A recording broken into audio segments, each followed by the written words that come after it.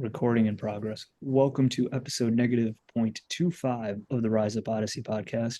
The whole reason it's still a negative episode is because I'm still out of town and we're making it work.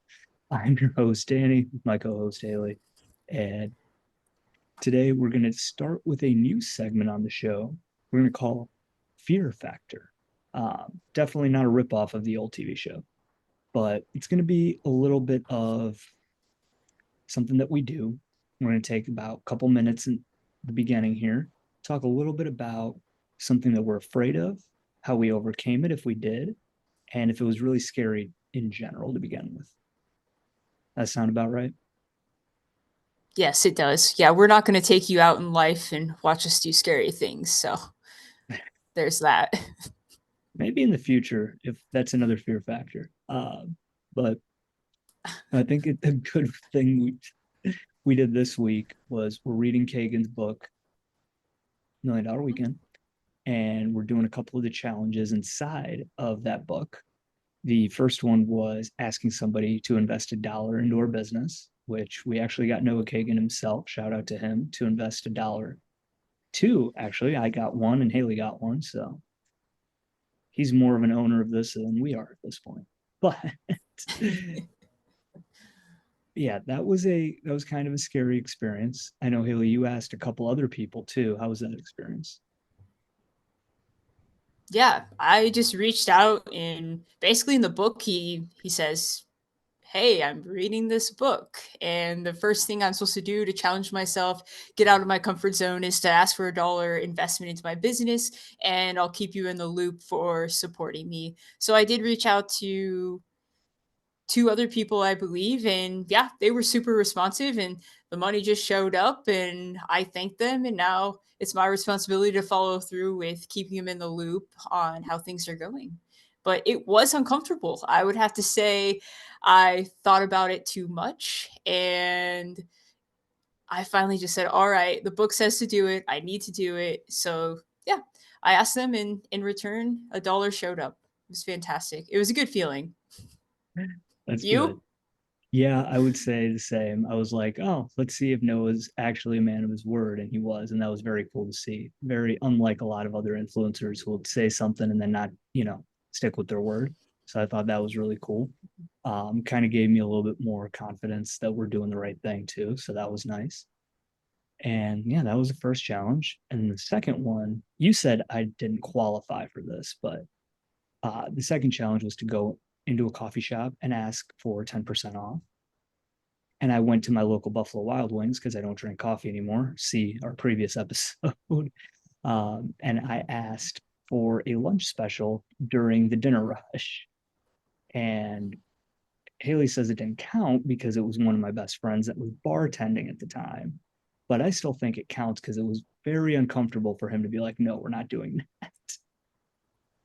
Yeah, it was uncomfortable for him, but was it uncomfortable for you? I think it was more like messing with him. I guess I could see both sides. Um, Maybe we'll have an additional one. Maybe I'll do that. Go to get some gas at some random gas station on my drive back and ask for 10% off. I think that would be a good idea. Because They'll that's like a never see me stranger. again.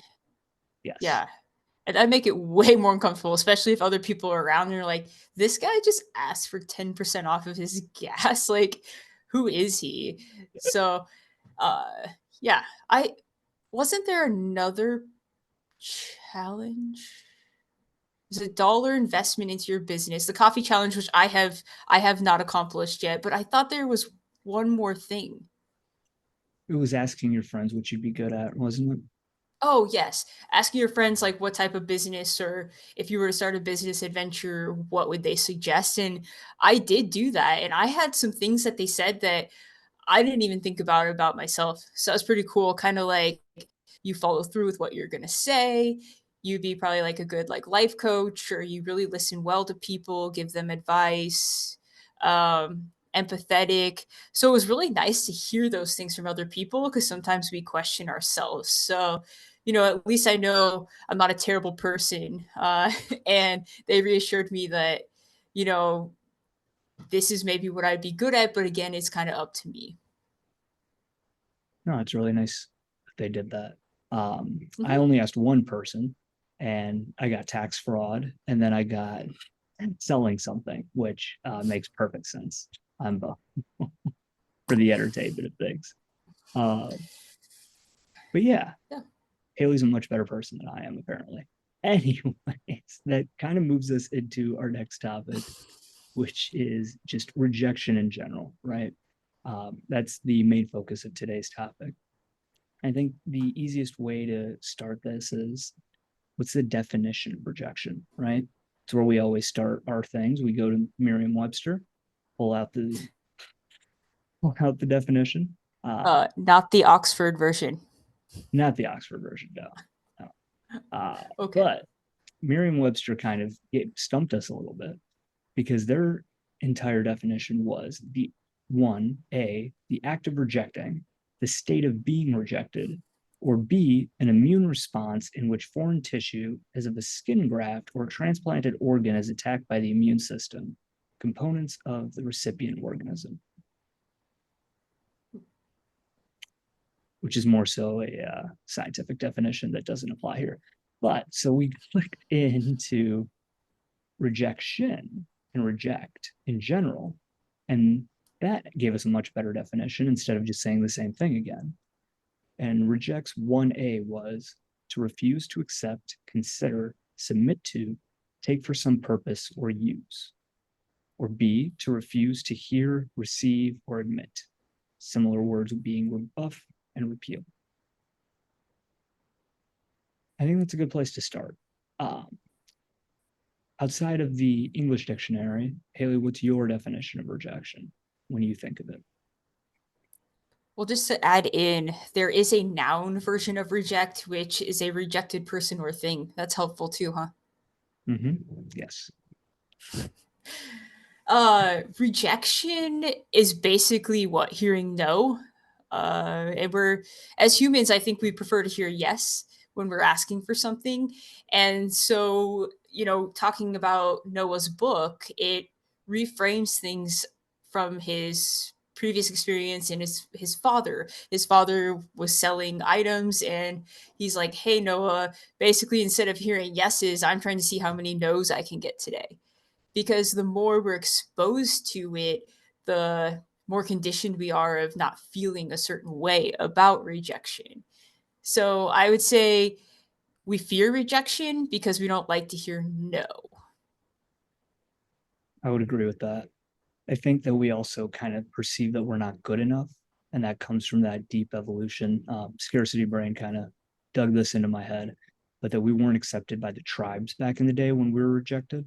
So we're trying to avoid at all costs being rejected in general.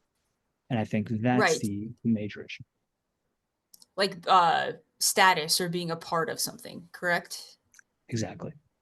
hmm Yeah, because the tribal thing, scarcity brain goes into if you didn't belong, you didn't survive. Right. And back in the day, there was only 150 humans that you knew. And I feel like I've known 150 humans in high school.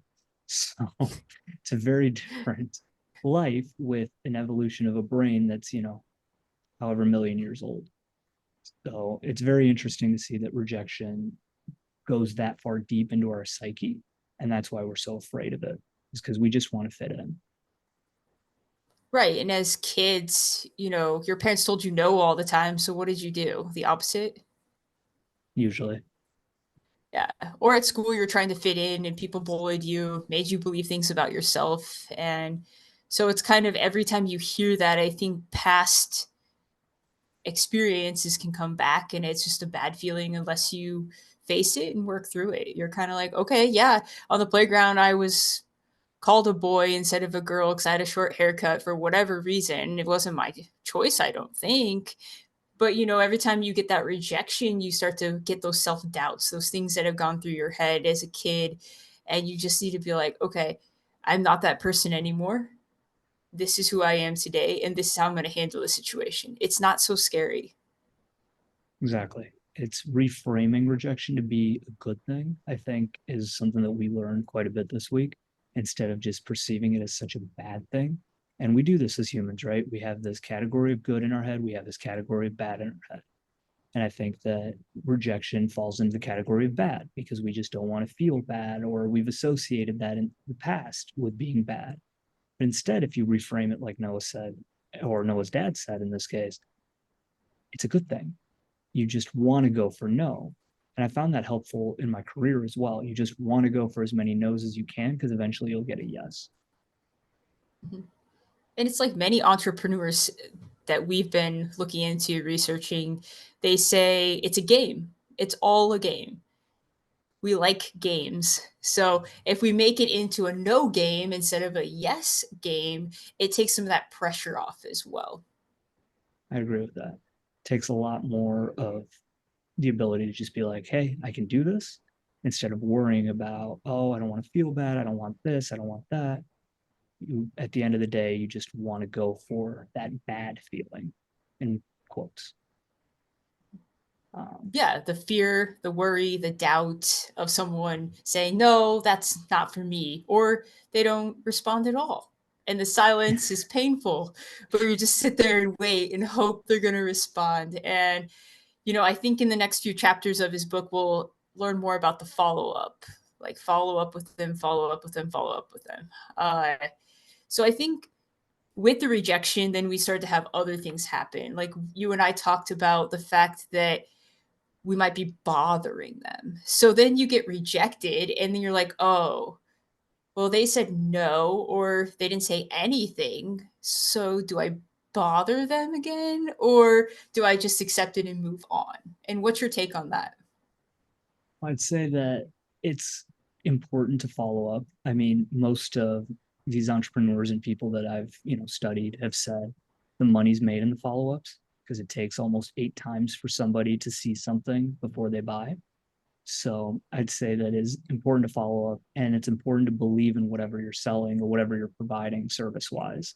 And the more you believe in it, the more you see that it's changed other people's lives or helped them, the easier it is to not think that you're bothering them, is what I've found at least. A lot of it's also timing, like we talked about before. Is this the right time for them? Maybe that's why they're silent. Do they have an insecurity in them that they're responding poorly or not responding at all? Are we calling them out without calling them out? Is that what they're feeling? Right. So what we interpret as rejection, what can that feel like to them? Exactly. It could feel like anything. It could be like, oh, they're calling me out. Because we were sending a link to our Rise Up challenge. We might throw a link in the description there. But basically, what it does is it helps you get unstuck, right? Like that's what we have preached and talked about quite a bit. And we've been sending the link out, getting some feedback from folks. Um, Yeah. and that's the context here. But yeah, we have no idea how they feel when they see that. Do they perceive it as us saying, hey, you're out of shape, you need to get into shape? Or do they see it as, oh man, this would be great for me, but I don't want to admit that I need it? Or what do they really think of me? And it's easier to just not respond than it is to send anything else. Yeah, or they just don't know what to say. You're asking them for feedback, or you're saying, "Hey, here's a challenge. Do you know anyone?" And they're kind of like, "Uh, I don't know what this is about. Do I say anything or do I not?" So I think there's like a fear factor there for them, not only for us not wanting to be rejected or the fear of rejection. They're also just scared to say anything because maybe they don't want to hurt our feelings or they're not sure what they're reading. And so I think another thing with that is just asking clarification. Like, what is this? I'm confused, or being polite about it. And even for us, we have to be considerate of other people and the way they're going to give us feedback, and knowing that it's not personal. We're Right. asking for it anyways. So in his book, he basically says rejection is to see if like it's something you really want. If you don't ask, you're not going to get. Exactly. And that kind of leads us into the next thing, right? Because asking is the biggest part of it. Because if you don't ask, you'll never get rejected, right? So, Right. what's the point of life if we let this fear get in the way of us, right? Mm-hmm. I'd say there isn't one. There's Well, no yeah, point if of life. if if you don't ask, you're not going to do anything. There's inaction, right? And fear takes over and you get nowhere. And to be honest with everyone listening to this, Danny and I have been kind of stuck. Let's be real. Now that we're talking about this out loud, I started to think just now that everything we're preaching is because we have been stuck for months, Danny. We're like, ooh, we should do this. Ooh, we should do that. But what if this? And we just kept planning how, what, when, where, why. And we just kept doing that cycle, that planning cycle. And then we got this green book that says $1 Million Weekend by Noah. And it's like, hello, stop looking into how and just do it now. And the best part about this book so far that is crazy is just the simple things. Act now, not how. Ask. Do these things that are super uncomfortable, and weirdly, you're going to feel better after you do it. And we're asking people that are close to us or we've had a relationship with, or maybe we are a little disconnected, but we still trust them with this, idea we have in the hopes that they're brutally honest but respectful of us. So the craziest thing is we have been stuck and we finally are having a little piece of hope and action that it's going to be okay and we're getting somewhere. Do you agree? Yeah, I would say that we've probably been stuck since what, May of 23, on and off, because we had the idea of doing your online business. Then we did 75. Then we posted on socials for like, what was that, a week challenge? We did that for ourselves, got a decent amount of feedback. And we did 75 hard, got through that. Then we tried to make the workbook. Then we more planning and planning. Then we had the idea of a challenge, but then we never took any action on it. And now it's like everything is finally coming together, you know? It's just a lot of getting over what you're afraid of, getting over putting yourself out there, aka all of these videos. And and I think that everything we did try, whether we put ourselves out into public or asked people, it's all been a great learning experience for us either way. Like this workbook we had, sure, we didn't share it too much with anyone, asked if they wanted to purchase it. But it was a good brain game for us, I would call it. As It far as my was. online business, I did get a few clients, but we're just rethinking things, seeing where this challenge aspect can take us. And we finally just started asking, getting completely out of our comfort zone. Because we do this day to day in our full time jobs. So I don't know why it's so hard when it's outside that comfort zone that we've been taught. I think like there's a couple of you get what reasons why. do you get what I'm Yes. saying though? Like for me, I have consultations in order to help people with coaching at my full-time job, so I have to ask. And for you, you have products that you are selling to individuals and you have to also ask, otherwise we get nowhere at work. Right. Well, I think it's not so scary at work because you were hired for that purpose. And also, when you've used the skill, I mean, I've built this skill since, roughly 2015, so almost 10 years, right? It's not so fun using it outside of work for me.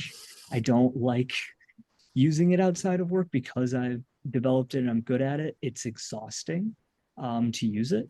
So it's reframing, for me at least, like, hey, this is to help me in the future and don't be lazy. You know the skill, you can do it, just start asking. But also with the companies we work for, it's kind of on them. Like it's an expectation of ourselves at work. Hey, we're going to have to do this in order to help people and do what we need to do at work. But when it's on us, we're kind of like, oh, this is a whole different ballpark. I have to ask you to believe in me and what I'm trying to give you, whether it's a service or a product. So, and then you're asking people not just strangers who Yep. have walked in or have been provided to you. And you're like, oh, this is really weird. I'm asking people that I know a favor or to take a chance on me. And I think that's just extra scary. Even for me, let's say at work outside of the consultation process, it's hard for me to just go out on the gym floor and ask someone, "Hey, would you like to do a session with me? Hey, Yeah. would it be cool if I take a picture of you for social media?" Like just simple stuff like that. I've been thinking in my own head, like, why do I struggle so much with a simple ask like that? And it goes back to rejection because you at work you might see them again. You don't want it to be awkward because you're a decent person. You want to be able to say hi and it not be weird. So I think that probably goes into it. Mhm. For me, it's when I'm hearing that somebody isn't interested, I won't push too far, you know? I'm supposed to ask for the sale every single time, but there's a bunch of times where it's just inappropriate to do so. Like if somebody's calling me to downgrade their plan, I'm not going to say, hey, why don't we increase it to $300 more than what you're paying now? Doesn't make sense, right? So it's finding that like Yeah, balance there. I can completely relate. Sometimes I don't ask for the sale, as we call it, in terms, but if I'm sitting there and I'm like, yeah, this is going to be a not right now. For whatever reason, I got to know them in the consultation. I can still say, hey, these are the options we have. If it does become a good fit for you, let me know. I'm going to follow up with you, see how things are going. But I don't always do a hard ask. I would say there's like soft asks. And that's what you and I have been diving into with our own thing. Like, how direct are you or how indirect? So we've started asking people, like, hey, would you mind giving us feedback on this? Instead of being like, hey, do you know anyone that wants to do this challenge? We're like, hey, we just want feedback. Like, what do you honestly think about this landing page or what we're doing here? Is the price point okay? Do you think there's an interest out there for this? So, getting different perspectives has been very helpful. And so, to just tie back to our previous conversation, got on a tangent, my bad. Basically, asking for things outside of our norm is uncomfortable, it's not safe. And so that unknown territory is what creates that fear, the uncertainty. And so we then just say, oh, I don't want to hear a no or Yep. even a yes. At that point, I don't even know if it's a fear of rejection, to be honest. It's just a fear of, oh my gosh, what am I doing? This is scary. What are they going to say? I don't know how to respond. This is going to be awkward. What if they totally yell at me? Like, you have all this anxiety and things going through your head, and it's like, okay, 3 deep breaths and you're just going to go out there and ask. That's it. You have no choice. Just do it. I And it's think I not got so the bad. It's not. I think I got this from No. one of your favorite creators, that Mel Robbins lady. What's that Mhm. 5 second rule? Like right before you want Mm. to do something, I use it to get out of bed in the morning a lot, more times than I'd like to admit. But I'll be like rolled over, look at the time on my phone. I'll be like, oh, it's 7. I gotta get up, and then I'm like, I don't want to, and then I'm like, all right, 5, 4, 3, 2, 1, and up, out. Let's go. We got to get up. It's a It's a good self trick talk. for your brain. It is a self talk. It's good for your brain too, because it can't handle that 5, 4, 3, 2, 1 thing. So as soon as you do that, it's a pattern interrupt, and it basically interrupts all that worry, anxiety, doubt, laziness. It's just 5, 4, 3, 2, 1. I got to do this. 5, 4, 3, 2, 1. I got to make calls. 5, 4, 3, 2, 1. I got to ask for feedback. You know, whatever that may be. Mhm. Yeah, 5, 4, 3, 2, 1. I got to get out of my comfort zone today. Yep. How do we accomplish that? And that's probably going to be next week's fear factor. uh, Ready, set, go. yeah, exactly. 5, 4, 3, 2, 1. Let's finish off with Yeah. our new segment, Soapbox. So this is where we're just going to thank our viewers for sticking around for the entire time, and we're going to come up Well, with a topic. Oh, go ahead. first, just to summarize our conversation, I Yes, think what we just went on a ramble about is don't be afraid to ask for what you want yes. and get out of your comfort zone and just act now, not how. Don't overthink. If there's something you want, just ask, see what happens, and move forward. You'd rather know the answer than not know the answer. Right. Now we can go on to soapbox. Well, I'll let you explain Explain it. Uh, okay. So A soapbox, what, back in the day, someone got on literally probably a soapbox. That's very clever if that's how it originated. I did not look that far back. And they would just go on a tangent about something they felt strongly about. Probably mostly what? Politics, religion, something All the very stuff our parents controversial. told us not to talk about. Yeah. I'm sure. I know that in school at some point we learned about soapboxing and that type of thing, and I think it was just a part of getting your opinion out there in the world before technology was where it is now. Yes. That's a good explanation. Newspapers, you hold them, and you're like, "Here's what it says. This is bad. This is good." So I saw this randomness because why not about how our current presidential election has two primary candidates that are In their 80s. well aged. Yeah. Well, let's not age Trump. I don't believe he's 80 yet. I think he is, or he will be this year. I think he's 82. 77, isn't he? He was. Let's see. Let's look up the good old Google machine so we have facts. Let's I see believe Biden's here. 80, and I think Oh, that's you were right. why He is there's 77. controversy. He Okay, would so be Trump's 80 by 77, the end of his presidency if he gets and elected I this time. That's what it was. right, and I believe Biden is 80 now because I saw this article. That's why I was like, well, He's you can look, but 81. I'm oh gosh, okay. So there's a lot of talk right now about when is too old to be the president. And we're not going to give our specific opinions on either candidate. We are going to stay out Yes. of that bucket today. But I know that you and I briefly spoke of, after 65, do we think there should be a cutoff for presidents? Because there's requirements of how old you have to be, but there's no cutoff on when you're too old. Yes. So you have to be 35 at least, which I think is probably a fair rule. I don't think that anybody under the age of 35 should probably be running realistically. I think that whatever the retirement age is in the United States, that should be the end of however old you can be for president. I don't think you should be a president in your retirement years. So if the government says, hey, 67 is when you get full Social Security, then 67 should be the cutoff of when you want to be president. Um, I think that 65 to 70 is a gray area. You probably shouldn't be the president at that age, but I'd allow it because I think our Social Security age is now 67 for full retirement in the US. But yeah, I think there's a point where cognitively you're not all there anymore and it does you more harm than good. And that's any candidate, any side of the aisle.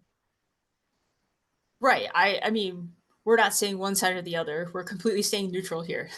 Yes. like, uh, but it's like at what point does your cognitive function start to decline or, you know, presidents don't even go through a whole grueling process. They don't go through lie detectors or any of that stuff that you do for police academy and things like Mhm. that. So it's quite interesting to me that there isn't any sort of testing beyond what requirements that you're 35. You know them. You're very Yeah, aware.